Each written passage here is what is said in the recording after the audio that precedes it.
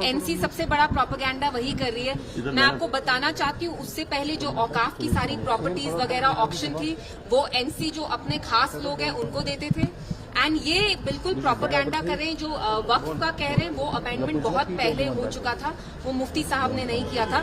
And Farooq साहब आज की डेट का बताएं, आज की डेट में उनके जो बेटे हैं वो चीफ मिनिस्टर हैं, उनके 50 एमएलए हैं। कर्नाटका ने, वेस्ट बंगाल ने, तमिलनाडु ने वक्फ के अगेंस्ट रेजोल्यूशन लाने का डिसाइड किया। तमिलनाडु ने ऑलरेडी लाया। हमारे चीफ मिनिस्टर क्या कर रहे थे, 3 दिन जो असेंबली के हुए वक्फ के अगेंस्ट रेजोल्यूशन ही लाया। ट्यूलिप गार्डन में वो रिजू जी के साथ टहल रहे थे। तो ये क्या इनकी ऑलरेडी एक अंडरस्टैंडिंग है बीजेपी के साथ कि हम वक्फ के बारे में यहाँ बात नहीं करेंगे, इसके अगेंस्ट कोई रेजोल्यूशन नहीं लाएंगे। तो फारूक साहब शुड टेल अस कि उनकी पार्टी ने वक्फ जो बिल आया है उसके अगेंस्ट रेजोल्यूशन क्यों नहीं लाया असेंबली में। Despite the fact that Jammu and Kashmir is the only Muslim majority state in India.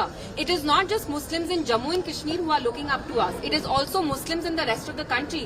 And this government, the National Conference, has terribly let them down.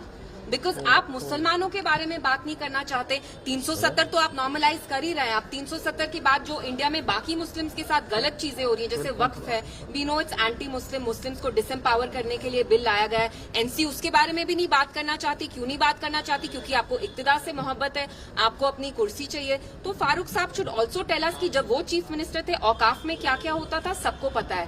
Shops किसको ऑक्शन की जाती थी, औकाफ में कितना करप्शन था। मुफ्ती साहब की वजह से 3 साल वो चीफ मिनिस्टर रहे और उसकी वजह से, उनकी वजह से औकाफ में ट्रांसपेरेंसी आई, अकाउंटेबिलिटी आई, जो एनसी के टाइम बिल्कुल नहीं हो। देखिए, सबसे पहले जो फारूक साहब ने कहा कि स्पीकर ने ठीक किया क्योंकि ये सब जुडिस है, ये सब जुडिस नहीं है।